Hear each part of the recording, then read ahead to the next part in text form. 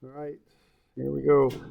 So trusses here. Now the first thing to be doing on a truss is find the reactions. That's generally how you start. Now there can be exceptions to that, but the general rule is find the reactions for the whole truss. So what you do first is you treat the truss as one whole object and find the reactions. So that's what's happening here first on this truss.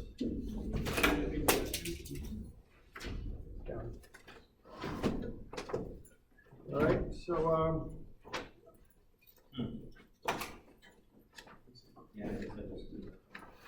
all right, so if we're going to solve this truss out, and by solve it out, what I mean is find out the forces and all the members so we can design the members.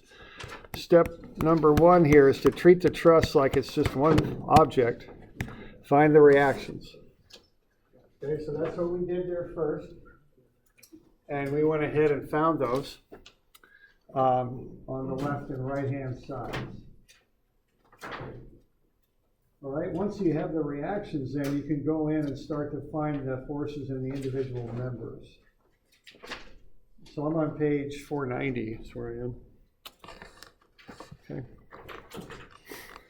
All right, so we went ahead and found the reactions on either side. Now the next thing to do then is to find a joint, because what we're doing here is called the method of joints. You want to find a joint that has a known force and only two reactions, or two unknown forces. You can only handle up to two unknown forces. So joint F will fit the bill there, okay? So you can do that.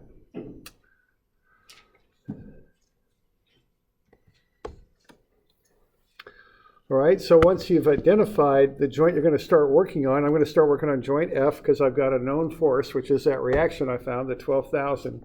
And I've only got two unknown members, EF and DF. What I have here, see, are two equations that I can use to solve, some of Fx and some of Fy. So that's why I can only solve for two members. What I'm doing here is just point equilibrium, the stuff that we did earlier. You know, you've already done homework on this, so it's a very similar approach to what we did on that homework, which I think was 171 and 173. That was a while back. So we're just going to analyze that joint. It's in equilibrium, so we'll just analyze it with it, do an equilibrium analysis of each joint as we work through the truss. Okay.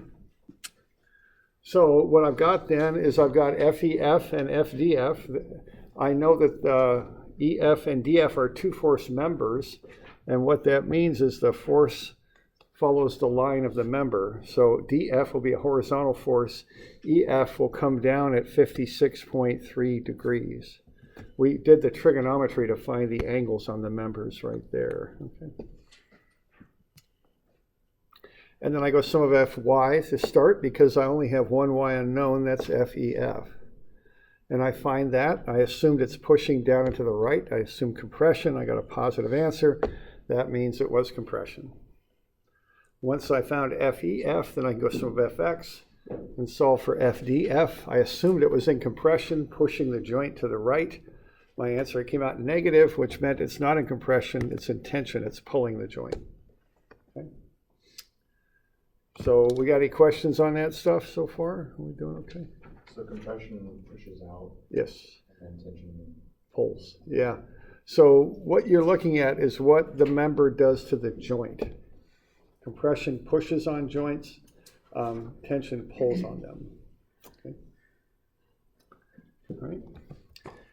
Now, once I find that, then I find it useful to kind of make a sketch here. So that's what I'm doing. I've got F in compression.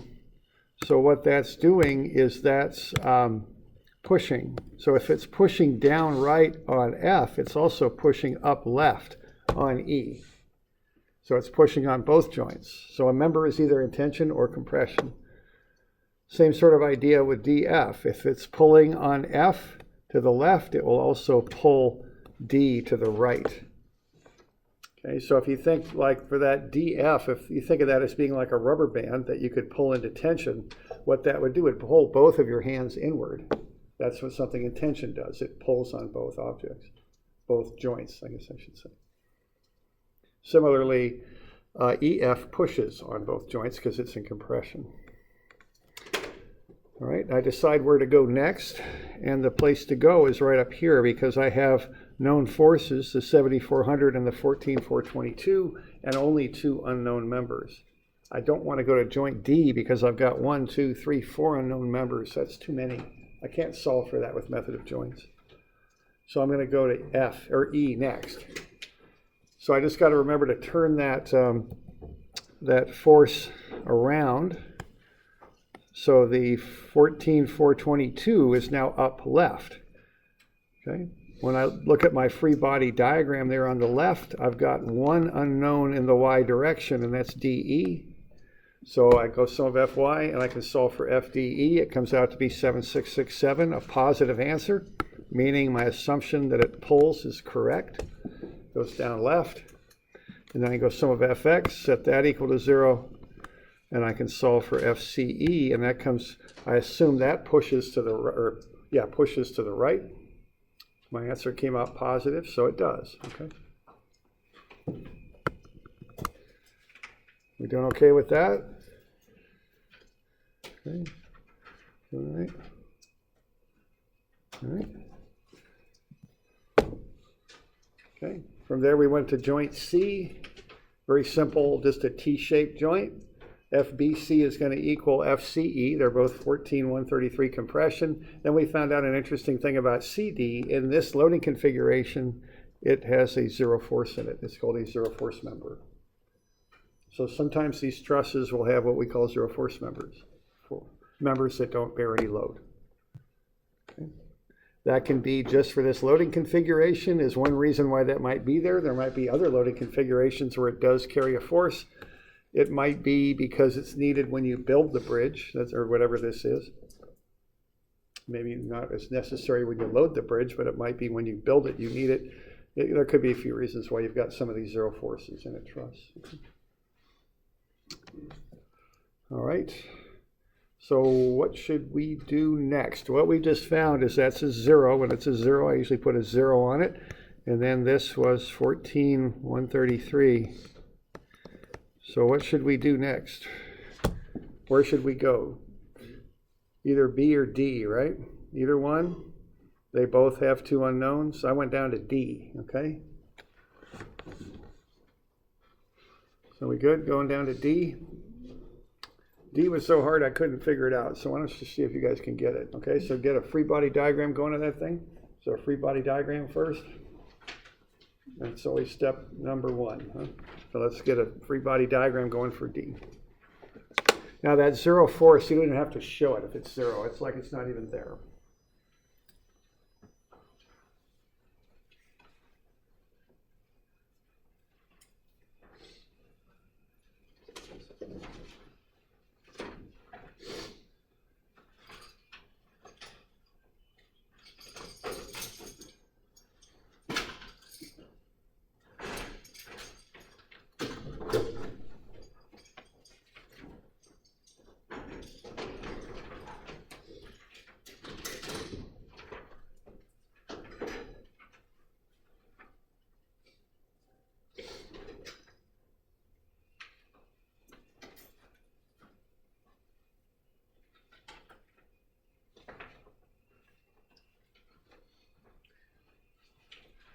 So to get that free body diagram going, you just want to put arrows on there in the directions of the forces.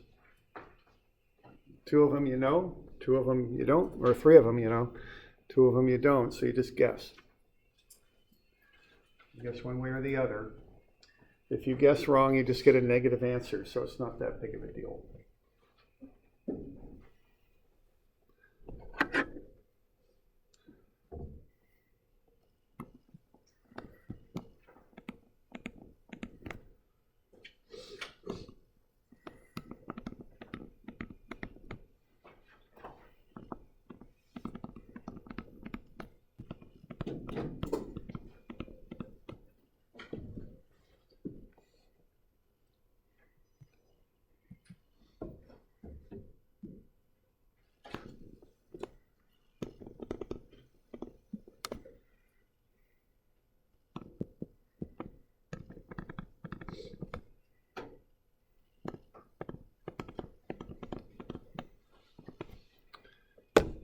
Does that look about right? for a Freebody diagram. So just put the forces in there at their proper orientation. Put the unknowns in there, just put them at the angles of the members, and they're unknown forces now. Okay. So we're doing all right with that? We got any questions on that?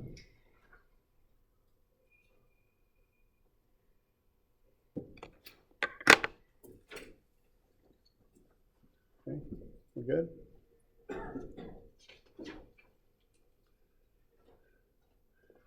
All right. So we're good. So now what you want to do is you got two equations you can use, right? This one and that one. That's it. That's all you got.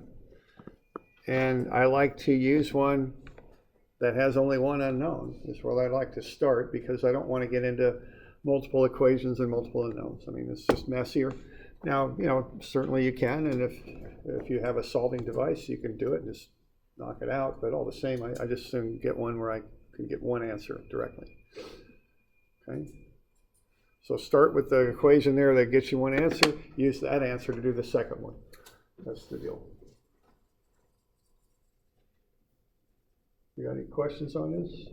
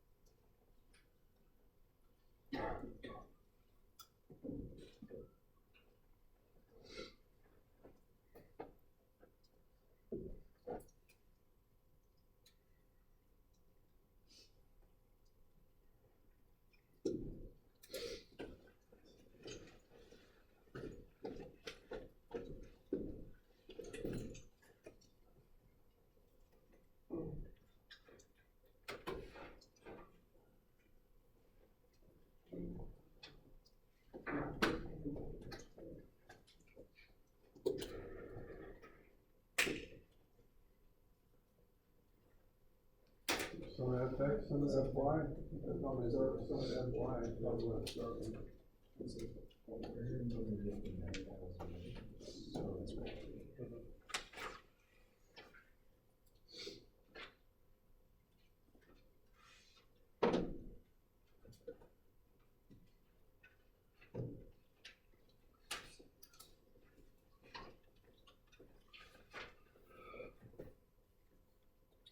When we evaluate our equations, and when we take the variables from the past portions that we solved for, should we take the negative, say this tension, or should we just take it as a positive? Just look at which way the force points. Okay. So I don't like carry signs from one joint to the next. I just look at directions. Okay. Draw the thing up. If the arrow's up and right, it's positive. If it's down or left, it's negative. All right, so that we're good. So BD, I'm getting 7333 tension. Is that right? Okay. I did that first because I only have one Y unknown. It's BD. If I did some of FX, I'd have AD and BD. I'd have two unknowns in that equation. So I figured to do the Y equation first. That'll get me BD. And then once I know it, then I can do the X equation and solve AD. Is that, we doing all right? That? You got any questions? And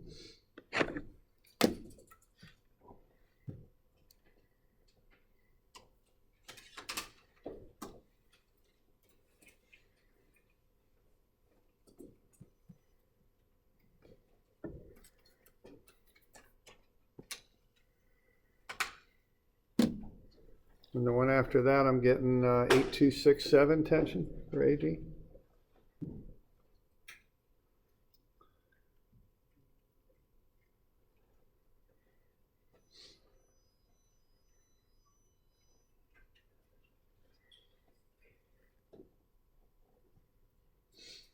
Doing all right? Questions on that? Kind of a drill on this one.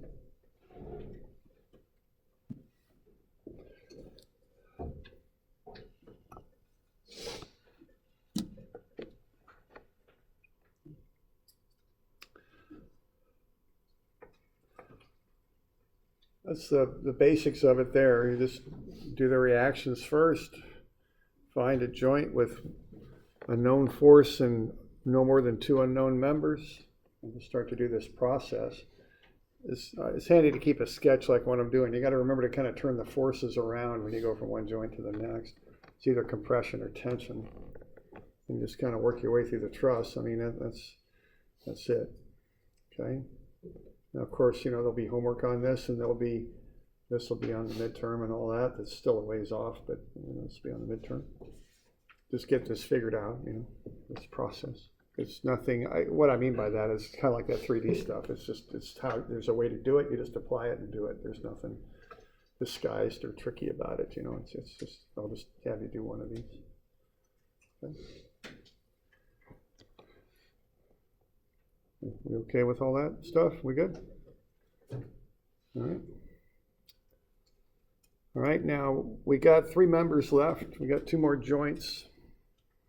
So we'll kind of keep going through, and we can do that. And I think I have this written out. I mean, if you go up to joint B, which is probably where I'd go next, I don't have to, but that's where I figured I'd go. Sum of fx. So I got the cosine 56.31 times FAB. I'm assuming AB is in compression. Minus the 1433 because that compression member BC is pushing to the left. And then plus cosine 36.87 times 7333. Okay, that's BD. Go ahead and solve, and I get positive for AB. It's 14,903. The positive means my assumption was correct. It is compression. So, and actually, I think I misspoke. We got just one member left and 2 joints to work through with it. So I can do some of Fy on that joint as a check. You know, I always like to get a check in there. So I just, now they're all known forces after I do some of Fx. So some of Fy there, I can just solve that out and get 0 equals 0. And that's how it ought to be because that joint's in equilibrium. Okay. So that's a check. And then I can go down to joint A and do some more checks if I want. Okay. So the rest of them are checks. Right? There's joint A. So we good with that? We got any questions on that? Okay. Oh, really? All right. All right, so that's the basic method. Now, of course, there's always the little tricks and things. That's kind of for starters. Now, I've got another one. We'll just do one joint on 505 if we're good with this. 505 looks like that. That's a cantilever truss. And let's just find a couple forces on this one. So that one's going kind of horizontally out from the wall. So we've got a pin joint and a roller here. The basic action on this thing is you've got that load at E. That's going to swing it around like that. So what's going to happen at this roller is you're going to get a reaction doing that. Okay? So if you take a moment about A, you kind of figure out that reaction at B. Now if you do it the other way around and take a moment about B, what that applied force here is going to do is try and pull A out of the wall. So the reaction is going to have to do that. See? So you're going to end up with kind of a couple kind of thing going on at AB, or two forces equal and opposite. And then A is the pin joint, so that'll get you a vertical reaction. I mean, that's kind of what I'd be looking at for reactions on that thing, okay? Something like that. You all seeing that okay? I mean, take a moment about A, you can see that B reaction is to the right. A moment about B tells you the A reaction is to the left. And then A is a pin joint, so it's going to have an upward reaction, basically. All right, so here's some of the work there. I just went ahead and did some of the trigonometry there. I got 0.75 and a run of 2, or excuse me, that's a run of 4, isn't it? 2 and 2, okay. So that's 10.6 degrees right there. And then this one right here, I've got, I've got 1.125 and a run of 2, and that gets me 29.4 degrees. So when I start to do these problems, I do the trigonometry, and then I find the reactions, and I'm finding the reactions there down below. Now, I may not need all those reactions for what I'm going to do, but generally speaking, you want to find them, okay? So that's just the preliminary work right there.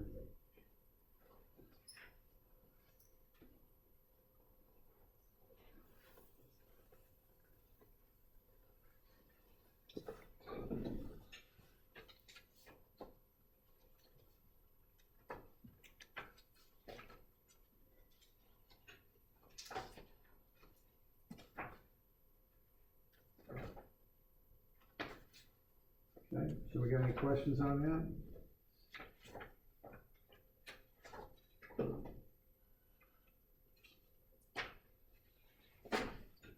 Okay.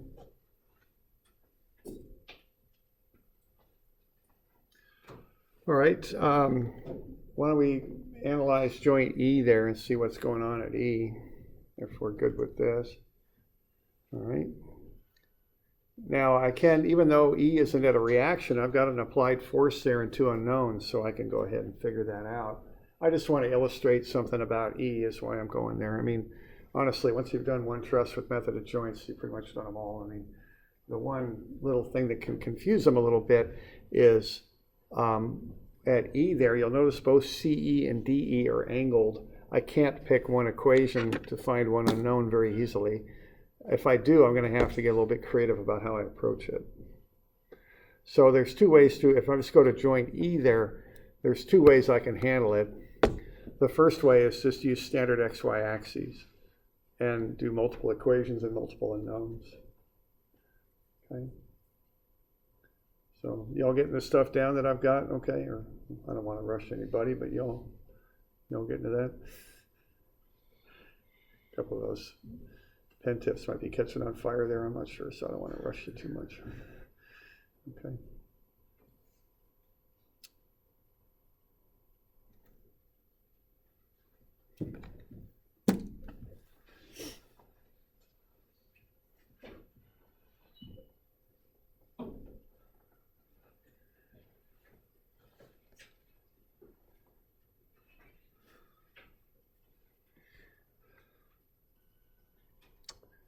All right, so we good?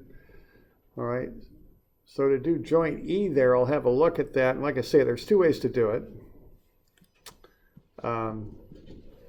First way is just to use standard XY axes, like so. All right, so I'm just doing the standard as you normally would, X and Y. And what I would do with that is I would notice that in the x direction, I don't have any applied forces. So I can work through that and get a very direct relationship between DE and CE. So I just go sum of Fx, set it equal to 0. I'm assuming CE would be in tension, which kind of makes sense, because if I push down here at E, I'm going to kind of bow that thing down like that. I'm really exaggerating that, but you get the idea. What's going to happen here is if I push down at E on the end there, I'm going to pull that end down. That's going to bow that just ever so slightly, not nearly as much as I'm showing, but that'll stretch out CE. That's why I'm assuming tension there. And then DE is going to have to push back to support it, so that'll be in compression, would be my guess. Okay, so I'll go ahead and guess that. Now, of course, if I guess wrong, it's no big deal. I just get a negative answer, so it's not a big deal. But what I do there, I can go sum of Fx, set it equal to 0. I got cosine 10.6 FDE to the right, minus cosine 10.6 FCE to the left.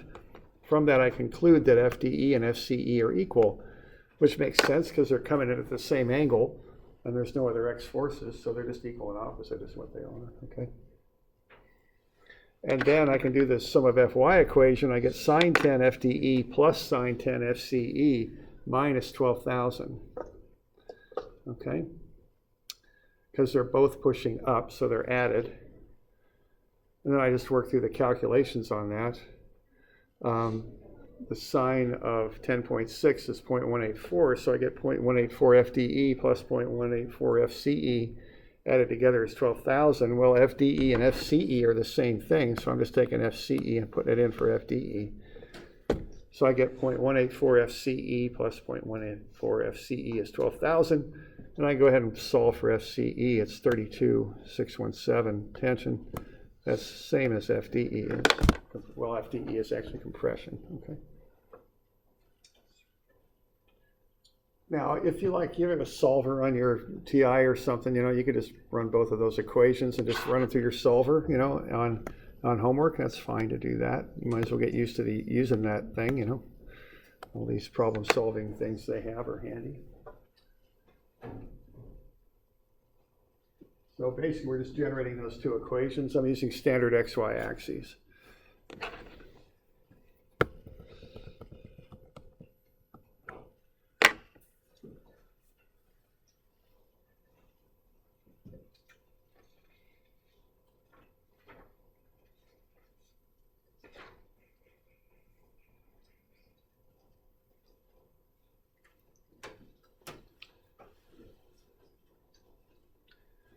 So we got any questions on that?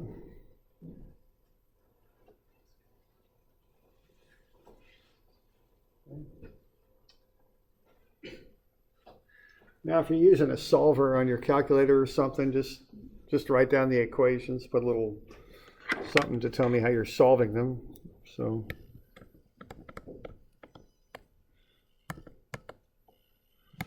what's the current TI these days? 89?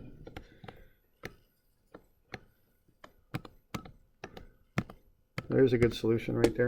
I'll get it. Okay. Bang, that happens automatically. Very nice. Okay. That's fine. If you know how to use it, and I'd encourage you to learn how to use these things. I mean, I use I'm kind of old school, of course. I got an HP 15C, real solid calculator. It's programmable, so I program that at work. Usually at work, what I mean by that is when I was working as an engineer. Use my 15C, I could program that thing, so I could write some pretty good programs for that. Next step up was a spreadsheet. That's kind of how I solve stuff out when I was working through stuff. Okay. Have some tools you can use. Your mechanicals, you're going to use MATLAB next year a lot, right? MATLAB, Scilab. Civils, it'll be more Excel. But they'll have you using that stuff, so get used to it. They're very useful when you're working, of course. And of course, now when we're working, we got lots of software too. I mean, structural engineers work primarily on software these days when they're working, Okay.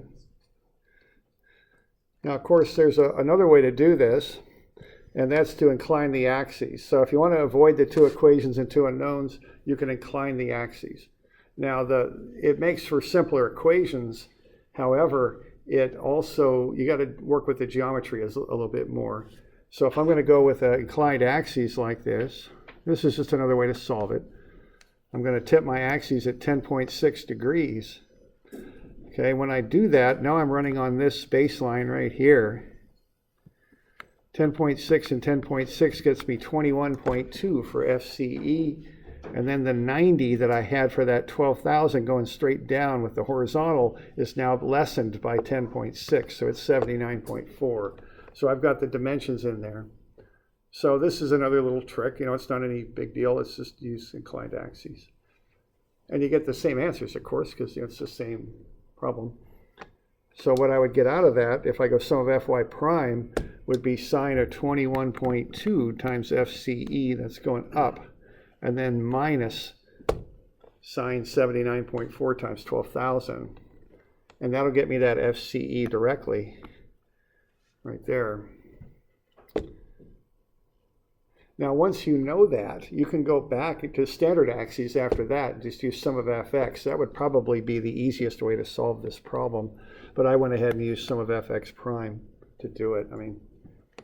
But you could go back to just straight sum of fx, which would probably be the easiest way to solve it out.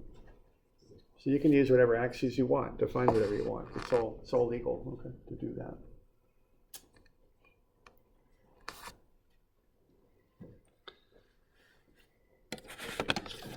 So that's just an alternate method there.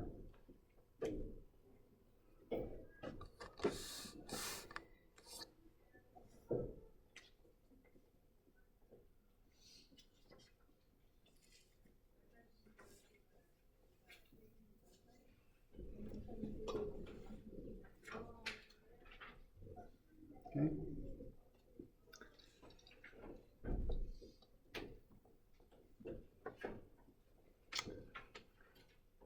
Questions on that? Just another way to solve it.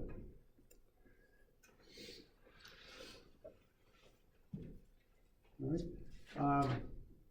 Now, I'll give you some of these truss problems to work on. Why don't we look at about page 17b. Let's look at 17b. Now the answers to this are on page 17, okay?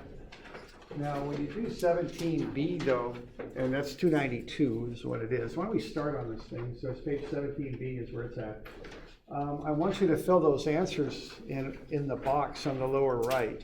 I want the answers in order. Now you don't have to solve them in order, of course, but you do need, I want you to list them in order. So if you write this up on your own, list your answers in that order and specify T for tension and C for compression. It's all set up there in a box for you to fill in. Now, once again, you don't have to solve them in that order. You just have to write them down in that order. I want a free body diagram for each joint also. Okay. Now, how are you going to start this one? What's step number 1? Find the angles, right. So that'll be where you'll start. After you've got the angles, then you'll do the reactions, right? So we got a little bit of trigonometry to do on that thing to find those angles. And then once you've got those, you find the reactions at A and F.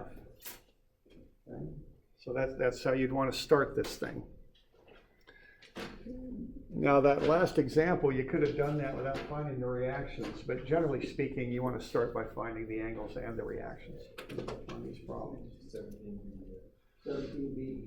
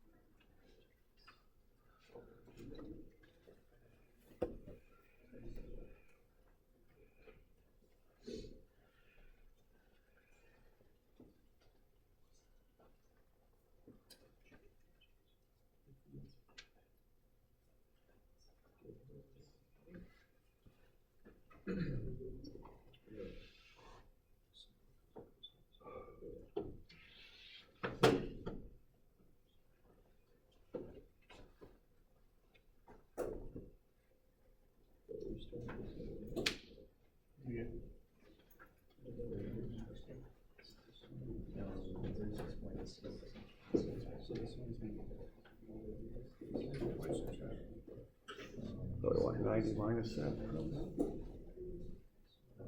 Actually, no,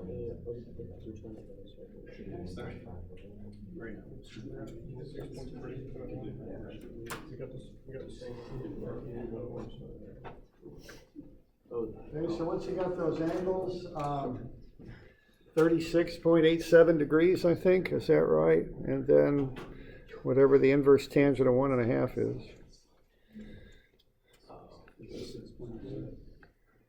56.31 degrees. Okay. Then find the reactions. That's the next thing to do. Okay. So 36.87 and 56.3.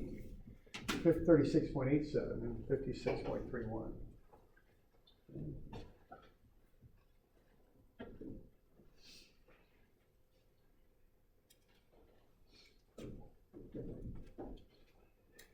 All right, so I'm going to give you a couple of these. They take some time, so get yourself some time to do it. You can just watch a football game, because football games, about 80% of them, they're just in the huddle anyway, right? Just sit there and watch. Or hockey, you know, they just start yelling when things happen in hockey. You can do that. Right, maybe there's something else you can watch too. You can watch opera, they get excited in opera. Never watched opera.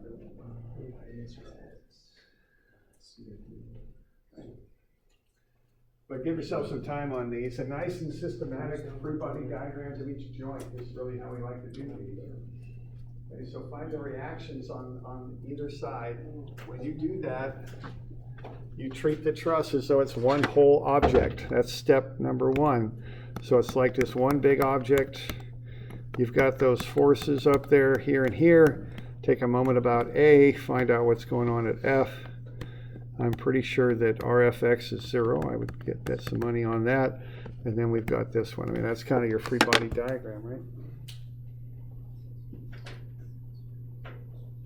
Find the reactions. Double check them, because you don't want to start in on a truss with bad reactions. That just, it doesn't, you know, just compounds. So you want to be sure you got good reactions there. What's that now?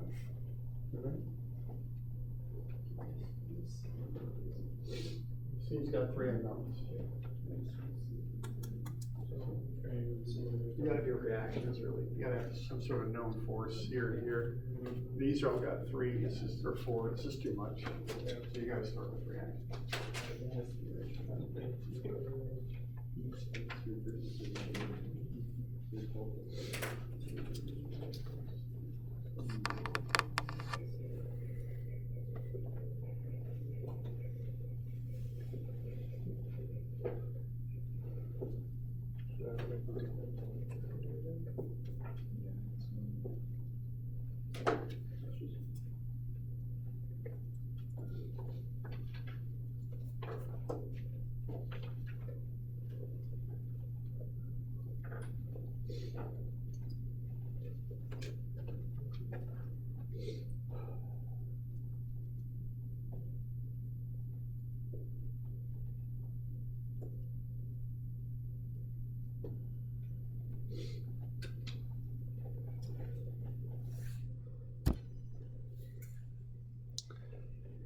So 54 and 21 for the reactions, something like that.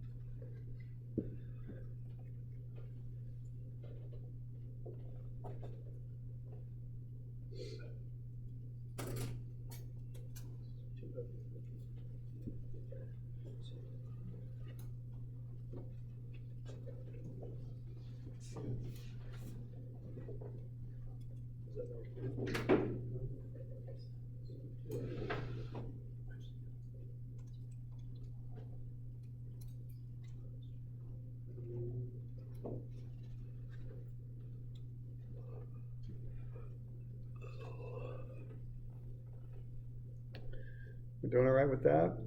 And then what you want to do, you want to go to a joint where you've got a known force, and that would be either A or F. Now you could look at C or D, but both C and D have too many unknowns. So you're going to have to go to A or F. I can't remember where I went. It's like I went to F. Because you've got the known reactions now, 54 going up, and then you've got two unknown members, E, F, and DF. And then you can solve those out. Now I want a free body diagram for each joint that you work on, okay, because that's in your own interest from my experience teaching this over the years. So just draw up a little diagram, nothing much, just a circle for the joint, and then put the forces on there.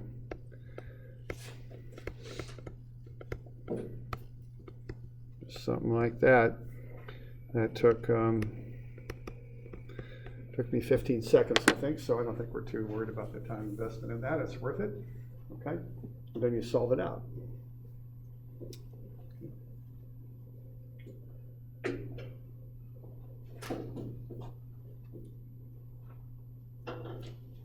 So some of fx and some of fy are how you work on these things.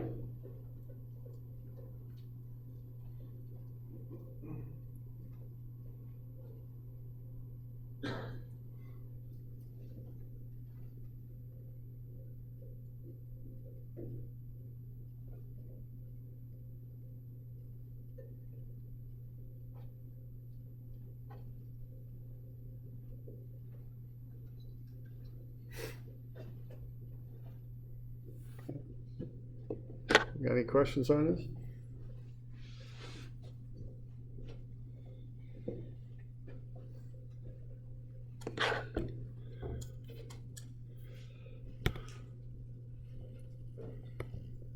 Should we start at A? Yes, if you like. Don't make any difference. They're both good places to start.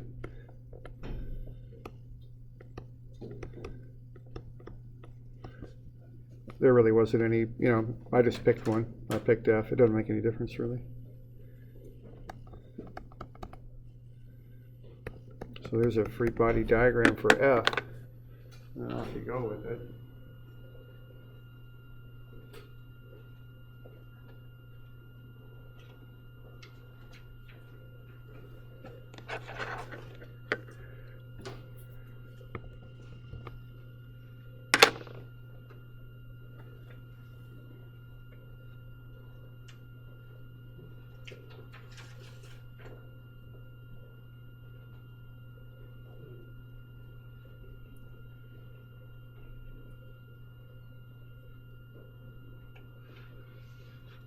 And some of fx and some of fy. Which way are you going to start on that one? X or y? I think I'd start with y because you only got one y unknown. You got two x unknowns, but only one y unknown. So just to keep the calculations simpler, just start with some of fy. See, that'd be the way to start.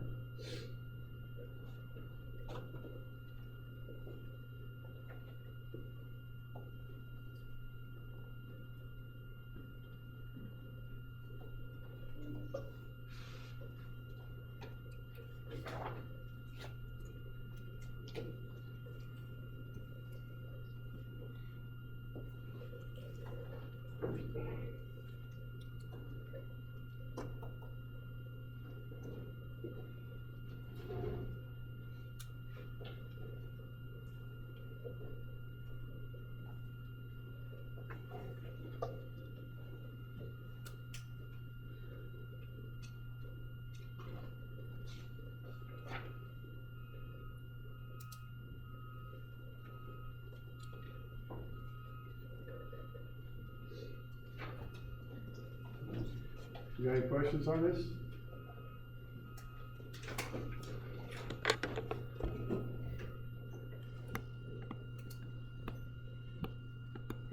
So 292 and 294. Now I've already got pages written up for those. So remember, as you work through them, list your answers in order. So just fill in those boxes. If you got the answers in a different order than I show there, it's just harder for me to hunt them down when I'm grading the homework. So So list your answers in the order shown. You specify, and this is all listed on the problem, tension or compression, and draw a free body diagram of each joint.